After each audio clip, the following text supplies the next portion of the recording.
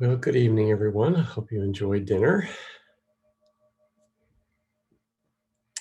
So tonight I'd like to talk a little bit about what I think is the basic premise of the Enneagram and how that is shared with what I also think is the basic premise of Buddhism. And I think it's also the basic premise of a lot of the world's other spiritual traditions. And I would put it this way. To me, the basic premise of the Enneagram is that we're asleep. And we're asleep to our deepest potential as human beings. So I think this is the very core of what we'll be exploring over the next 6 months. We'll be exploring the nature of this being asleep to who we really are, asleep to how it's possible for us to live in this world. And, I came upon this analogy that it's sort of like we live in a vast palace, like all the shows that you see on TV around, the kings and queens living in these big palaces. And there's many, they're huge palaces and they have lots of different kinds of rooms with amazing artwork and so forth. And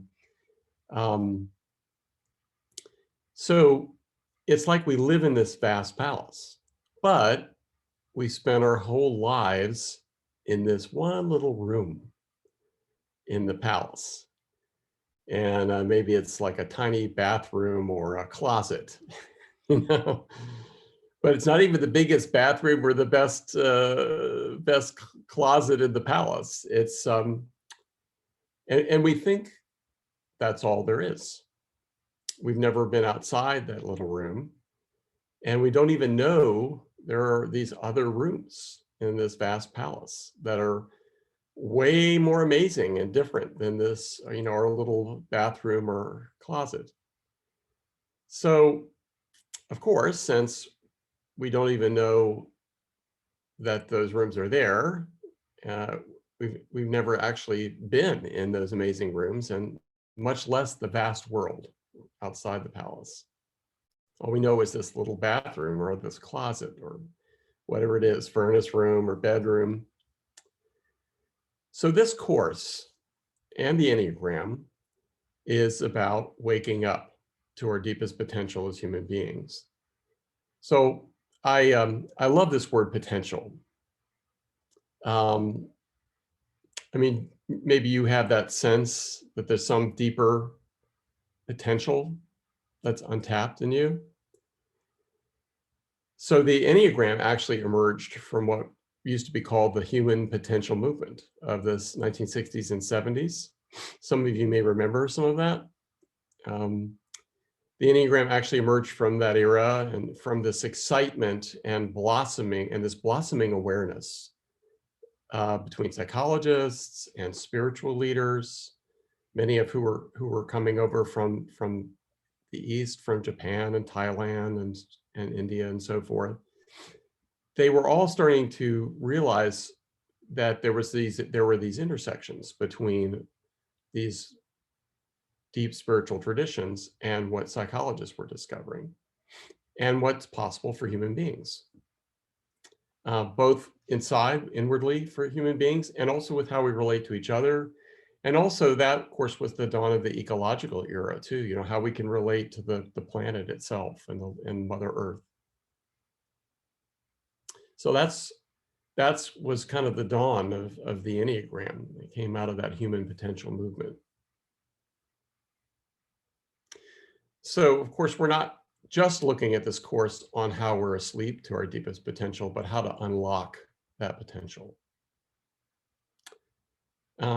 You could look at the Enneagram and our study of the Enneatypes that we started today as it's sort of like discovering and using a set of keys that allow us to unlock our particular kind of little room in the palace, or bathroom, or closet, or whatever it is.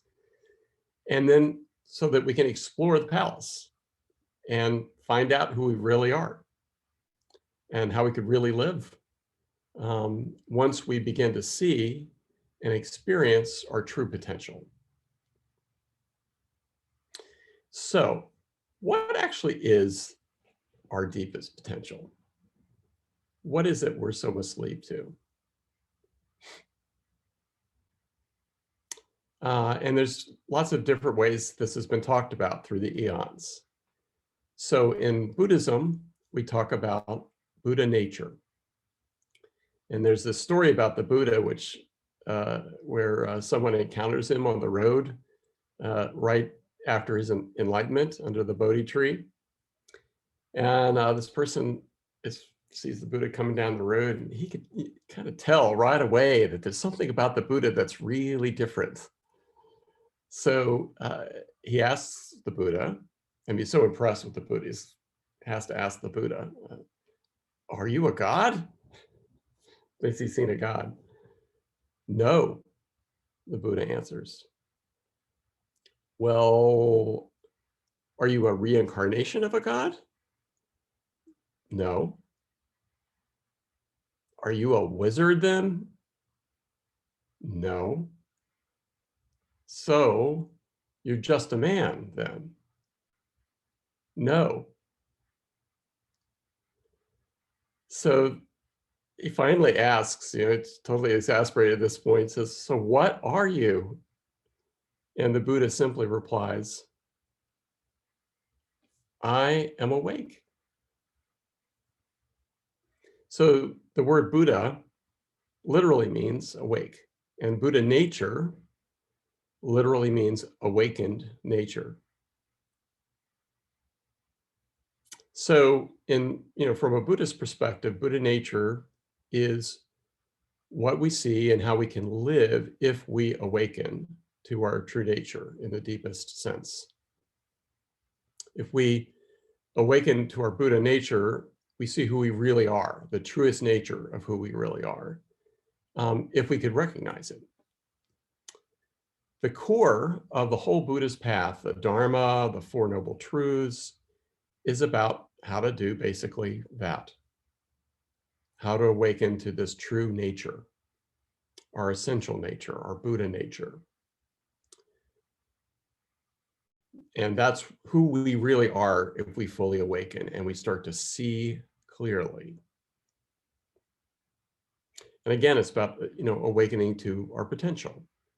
Rather than living in a dream world all the time, we can wake up to our deepest potential and actually live from that. So to me, that's really the core premise of Buddhism and of the Enneagram. Now, what is the nature of this sleep? So we all experience every day what it's like to wake up from being asleep, right? Every night we go into this altered state, this dream world, and it seems so real. And when we're in the middle of those dreams, right?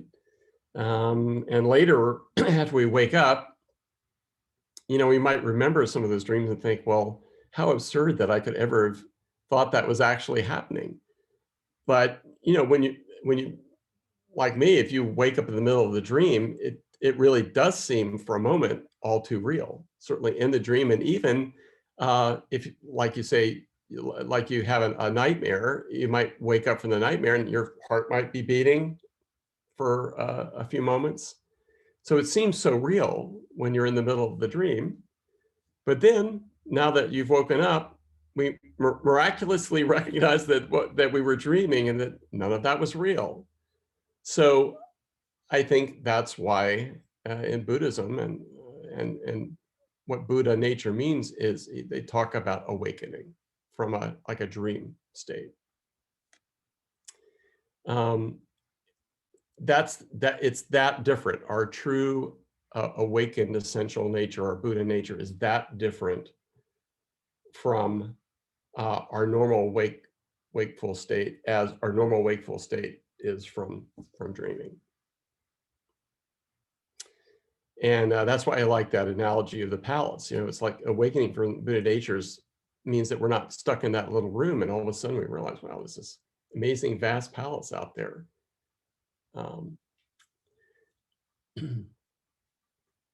So as many of you may know, the essence of the Buddha's teaching, what he essentially awakened from when he himself awoke to his Buddha nature, is the Four Noble Truths. So I'm going to have a little quiz now for those of you who pride yourself on things Buddhist. Who can remember what the Four Noble Truths are? Anybody want to take a crack at that?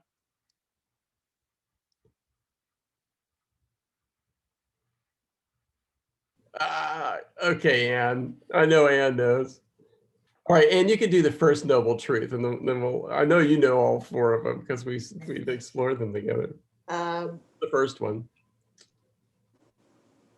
Everybody suffers. Yeah. Kind of the reality of dukkha, suffering, right? Yeah. All right, before Anne tells us all four, does anybody know the second one? We all get sick.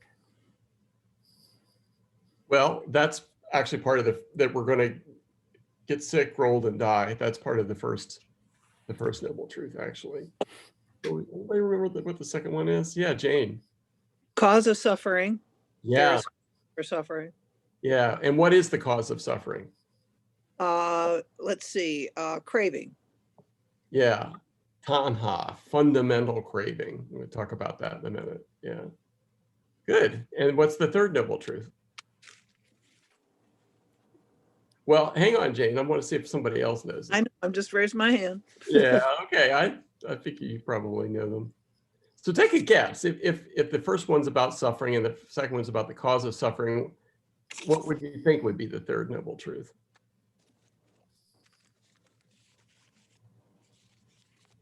I've just been talking about it. Detachment? Detachment. Yeah. Leave. The cure, the resolution for it. That's right, the cure. That there is freedom. Freedom from this suffering is possible. Like complete awakening is possible. It's not called detachment, though. No. Okay. Yeah, Remember that's the big trap that the type 5 finds themselves in, is detachment. Remember, it masquerades for something else that's deeper, which is what we're talking about here. And what's the fourth noble truth? Oh, come on, Jane. I know you and Anne know what. So it's got a number in it. Hint, hint. Deb. The end of suffering is the Eightfold Path. Yes, that's it. Did you cheat? Did you look that up? I'm just kidding. And I didn't think it was fair to wish for more wishes. It's like there's four noble truths, but guess what? The fourth one has 8 more to it. Yes, right. And then there's more even buried in the Eightfold Path too. So so the first noble truth is this acknowledgement that there's something not quite right, basically, about how we're living our lives. There's something off. And what we think we want, what we think will make us happy, doesn't quite really ever fully make us happy. That's the first noble truth. It might momentarily feel good, to eat that ice cream, to have people praise us, to achieve that little goal, get that promotion, fall into those traps of the different Enneatypes. But it's at best momentary, right? It fades all too quickly. And then we're right back wanting the next thing that will give us that momentary feeling of happiness. So we're never really fully satisfied for long. So the Buddha uses the term dukkha, which is usually translated as suffering. or unsatisfactoriness. And there's something about, in Buddhism, and of course in the Enneagram, there's something about how we perceive and understand ourselves and the world that doesn't quite satisfy. It's unsatisfactory. And the deeper we look into this, the more we realize that our usual way of seeking happiness and satisfaction and acquiring things, being seen by others in a particular way, achieving goals, a number of the things we heard Sarah talking about today that characterize the different Enneatypes, they're not actually fully satisfying. And they can actually, indeed, lead to all kinds of additional suffering. And in fact, the Buddha believed that that suffering even continues beyond this life into other future lifetimes. So it's not just about unsatisfactoriness, it proliferates into more and more suffering. And it can go on maybe for eons, if you believe in reincarnation. But it's not just, he doesn't just stop there. There is something in us. Something in us knows that something isn't quite right, right? That this isn't all there is. Something in us does feel off, not quite right. Surely there's more to life than this. And we've all felt that, right? We probably wouldn't be here studying the Enneagram together and studying meditation if we didn't have that sense that something is off. Well, that is our Buddha nature, because it's our truest and most essential nature. It's always there, right from the very beginning. It might be quite hidden and obscured, but it's there and it's calling to us. And there's always this sense that something more is possible. So our Buddha nature, something in us is always at least hinting at us that there's this vaster potential in our life. And this was the Buddha's next realization when he awakened when he awakened with the second noble truth, the root cause of what suffering actually is. So he realized that he was asleep, and he understood that the deeper cause of that sleep, this being asleep to our deeper potential, was that we have this fundamental craving that Jane mentioned. A fundamental craving. And that's the nature of the sleep. There's this like hunger. Like you ever heard of the image of the hungry ghost in Buddhism? It's a horrific image of a ghost that I think is missing the lower part of its body. And you could dump all kinds of food into this hungry ghost's mouth, and his mouth is wide open like a little chick, in a nest. But of course, it never satisfies.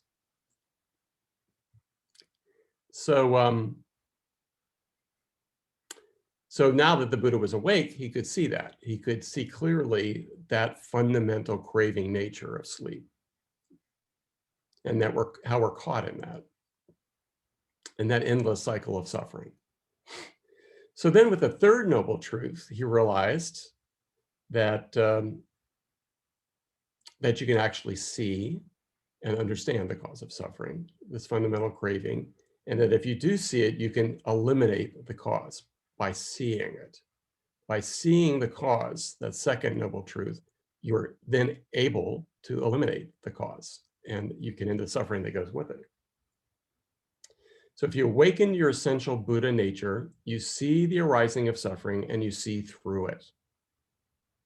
You see to its cause what it actually is. You see that you've been stuck in that little room, right? That you're this very narrow view of who you are and what's going on and what you think will bring happiness and satisfaction. And this seeing opens up a whole new world and a whole new perspective on who you are and what's possible for you, how it's possible for you to live your life. Now, the final noble truth is the Eightfold Path on how that awakening happens and how we can actually live an awakened life. There's a method, a way that we can actually learn to recognize and awaken to our Buddha nature. Now, you won't explicitly find the Enneagram itself in the Buddha's teachings or the Buddhist tradition, just like you won't find the theories of modern psychology or modern science in traditional Buddhism.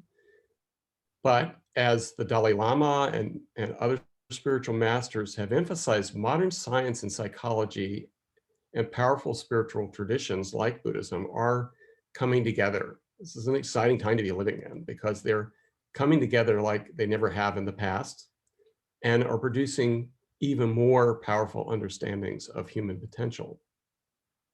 That's what that whole human potential movement was about.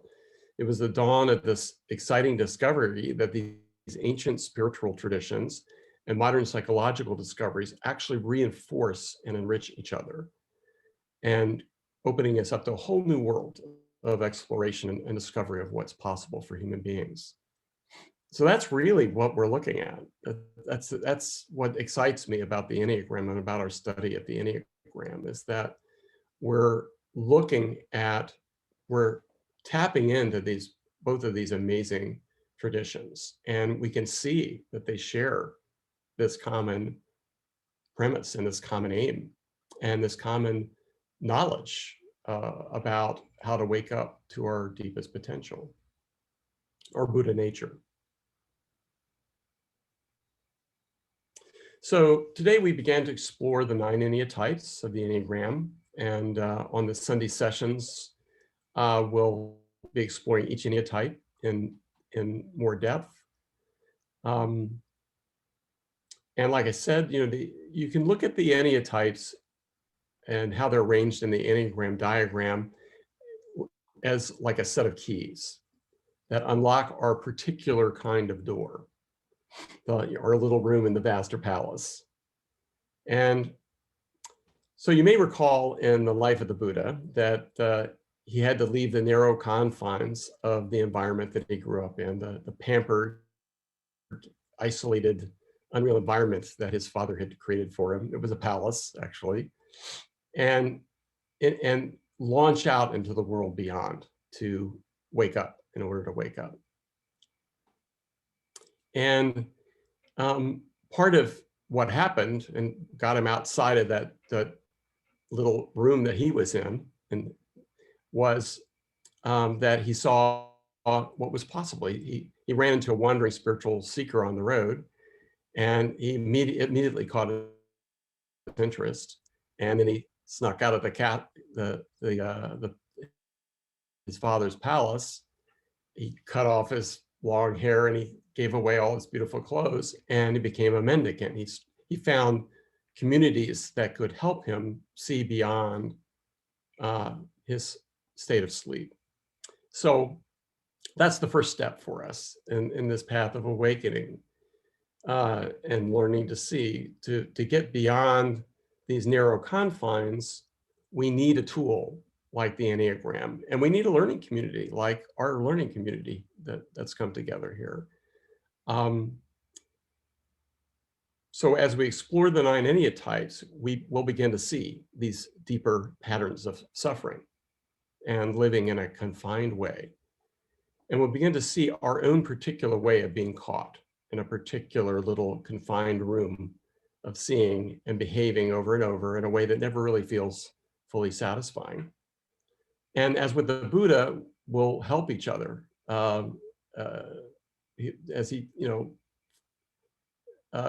we need help to get beyond the confines of our little room, and we're going to do that for each other with our course. So there's more to this journey of discovering and living from our deepest potential. There's the 3rd and the 4th noble truths. That's all about pointing us not only to how, what the particular key is to unlock our particular door, but also how it's actually possible to live and what that looks like, which we just started to touch on a bit today with the holy ideas and the virtues. So it's both the Enneatype is kind of the key that unlocks the door that we're of the little confined room that we're stuck in. And then there's also the holy ideas and the holy virtues that point towards what being awakened to our Buddha nature would actually be like. So I'd like to close with a little story. This is from the Sufi teacher Idris Shah.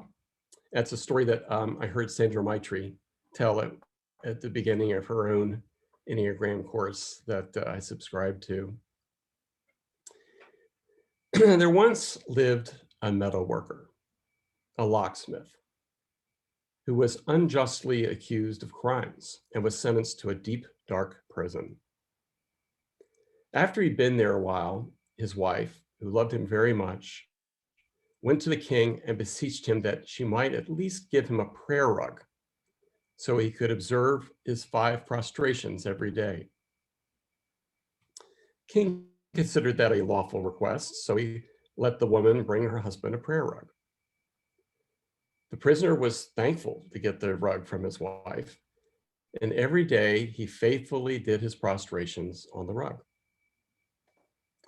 Now, much later, the man escaped from the prison. And when people asked him how he got out, he explained that after years of doing his prostrations and praying for deliverance from the prison, he began to see what was right in front of the lock that imprisoned him. Once he realized this and understood that all the information he needed to escape was already in his possession, he began to make friends with his guards. He also persuaded the guards that they would all have a much better life if they cooperated and escaped the prison together. So they agreed. Since even though they were guards, they realized that they were in prison too. They also wished to escape, and they had no means to do so. So the locksmith and his guards decided on the following plan. They would bring him pieces of metal, and he would fashion useful, oh, let's see, did I miss something?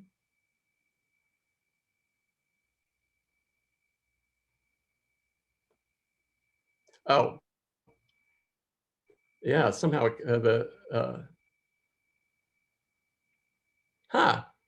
I didn't realize this is a key part that was left out of this story. So does anybody know this story, by the way? Have you ever heard this story? So do you want to guess how he was able to figure out how to fashion a key to unlock the lock of his cell? His wife brought him the rug with the instructions. Right, they were weaved into the rug. So the locksmith and his guards decided on the following plan. They'd bring him pieces of metal and he would fashion useful items from them to sell in the marketplace. Together, they would amass resources for their escape. And from the strongest piece of metal they could acquire, the locksmith would fashion a key. One night, when everything had been prepared, the locksmith and his guards unlocked the prison and walked out into the cool night where his beloved wife was waiting for him. He left the prayer rug behind so that any other prisoner who was clever enough to read the pattern of the rug could also make his escape. Thus, the locksmith was reunited with his loving wife, his former guards became his friends, and everyone lived in harmony. Love and skillfulness prevailed. So then there's a little note added I thought was really good to the story. This traditional Sufi teaching story from Idris Shah can symbolize what each one of us go through as we embark in our life. The lock is our personality. The prayer rug is the path, the map, the Enneagram. And the key is the work to do that. Note that the wife brings the rug. In order to get the tools, the locksmith has to create something useful for his guards. He can't get out alone or for nothing. And furthermore, during the whole time he was praying for deliverance, the means of his liberation was literally right under his nose, although he never saw the pattern or understood its meaning. One day, however, he awoke, saw the pattern, and they actually had the means to escape. So the heart of the story is clear. Each of us is in prison. We only have to be awakened to read the patterns of the lock that will allow us to escape.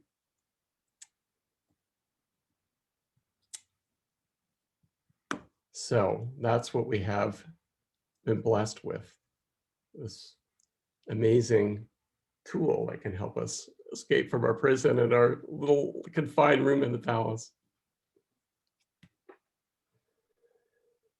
Okay, so let me just take a moment to sit again.